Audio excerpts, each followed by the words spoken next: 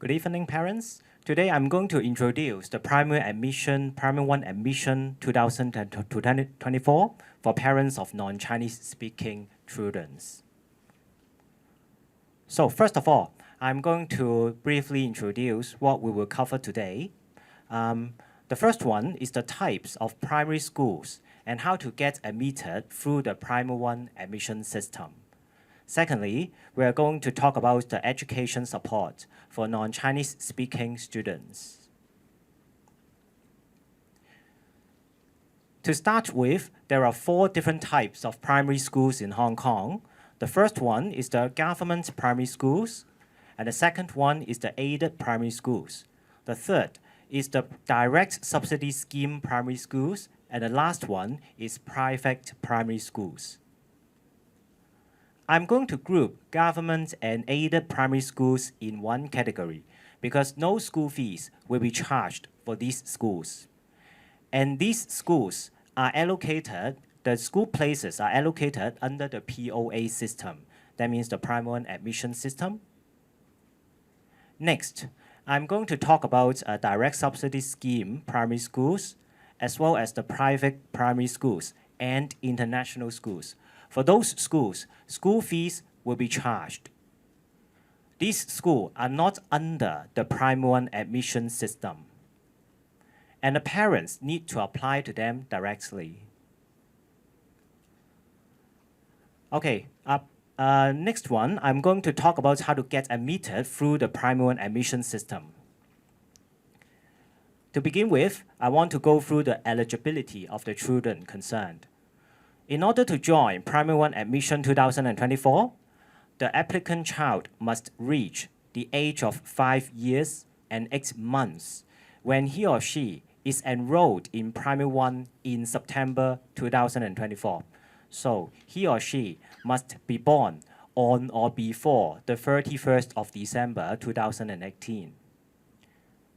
He or she must be a Hong Kong resident and not attending any primary schools in Hong Kong, as well as never been allocated a P1 place. Next, I want to talk about the Primary 1 admission school net. POA system is a net-based system, and we are composed of 36 Primary 1 admission school nets. That means the whole Hong Kong place is allocated, is divided into 36 school nets. I'm going to talk about the 2 stages in our Primary 1 admission system. First of all, we have the discretionary places stage. And next, we have the central allocation stage.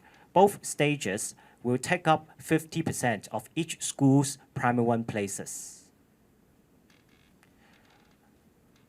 I will start with the DP, that means the discretionary places admission stage first. For this stage, parents can apply to one government or aided schools in any district, regardless of the 36 POA school net. However, please be reminded that if more than one application to government or aided school is submitted, all your applications for discretionary place will be forfeited. Last year, I encountered the case of one parent making 4 choices to 4 schools. So for this stage, the choice will not be considered, and she will be entering the central allocation stage instead. Okay, you can refer to the primary school lists by SchoolNet for discretionary places allocation stage, which will be published later. So the sample of our booklet is as follows. You can find the details of the schools in different columns, and there is one column circled here, which is the discretionary places quota. For each schools, there will be different quotas, so parents should take a serious look in this column. In our discretionary places system, we have 2 types of children. First of all is type A. It will be taking up 30% of the P1 places. It will be for the admission of applicant children with siblings studying or parents working full-time in the school. All applicant children under this category will be admitted by the school. Next, we have type B, that means the points system. It will take up about 20% of P1 places.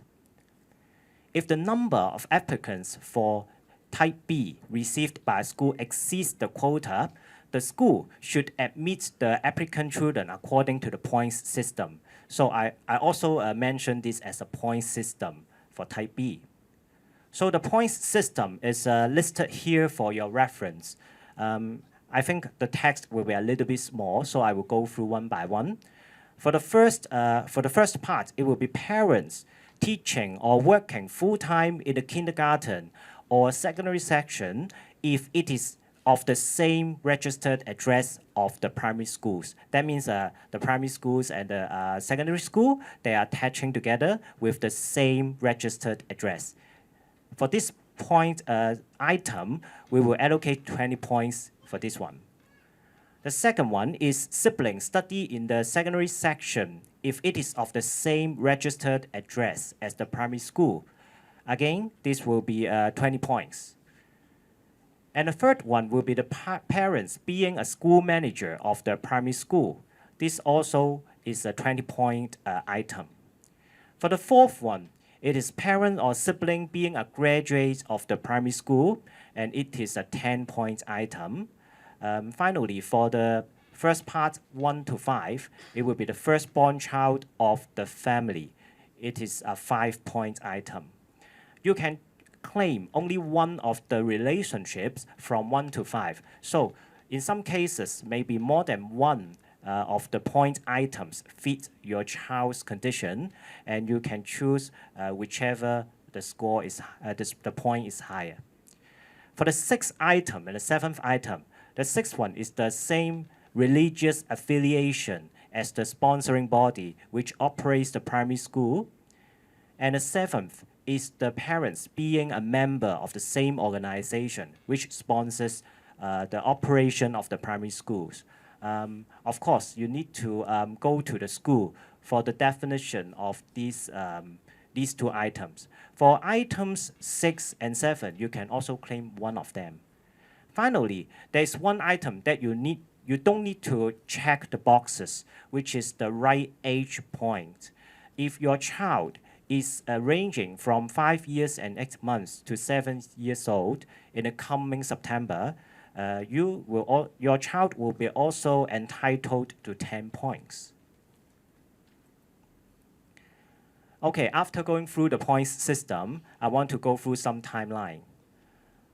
In this year, parents can submit paper application form to the school direct from the 25th to the 29th of September 2023. That means from Monday to Friday when the school operates, or via the EPOA from the 21st to the 29th of September till 11:59 p.m. on the 29th. In a moment, I will go through more details about the EPOA. And the result of the DP stage will be released by schools on the 20th of November 2023. Parents can also check the results via EPOA on the 20th of November 2023 from 10 a.m.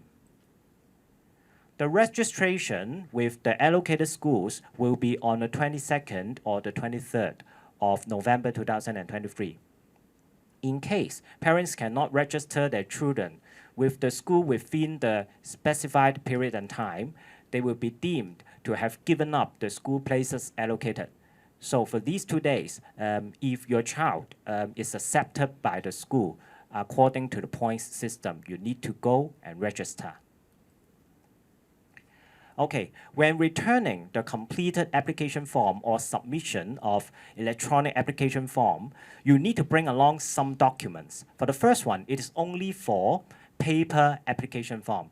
The true copy of the parent's identity card, passport, or other identity documents to indicate your relationship with the child. However, no matter you're submitting through the paper form or the EPOA, you need to bring the items that follows. First of all, the copy of the applicant child's birth certificate as well as passport. In case your child is holding a passport, you need to ensure the landing slip or the visa label is also brought together. And then a copy of valid proof of residential address. Here we cite a few examples, including the stamped tenancy agreement, water, electricity, town gas bill, that means the utility bills, as well as residential telephone bills. Next, if your child have a sibling study in the same school, you need to present to the school the copy of the birth certificate and the school handbook of the sibling. If there are some older siblings graduating from that school, you need to also bring the birth certificate as well as the graduation certificate of the applicant child. Of course, if you are the graduate of that school, you need to bring your graduation certificate as well. Okay, for the religious affiliation, you need to bring the baptism certificate of the applicant child or the documents approved by the schools, because you know in Hong Kong there are different religious affiliations. Finally, if you are the member of the organization sponsoring the operation of the school, you need to bring along the documents as required. Okay, next, we want to talk about the submission of the paper application form. So this one is the sample of our paper application form. In the first part, it will be the details of the applicant child. You need to fill in the name, the document number, and the document type. The document type can be found in our notes for completing the application form. And then the sex, the date of birth, as well as there are two boxes to check, including the special education needs, as well as cannot use Chinese as the learning medium. Next, parents are required to fill in the correspondence address. In case the residential address is different from the correspondence address, you need to provide the residential address as well. For this case, maybe the residential address is the same as the correspondence address, so this is left blank. And the second part is the information of the parent or guardian. Again, the document number, document type, and the name need to be filled in. And the telephone number, the relationship of the applicant with the applicant child needs to be completed. The email address is an optional field. The next one will be the school that you want to apply.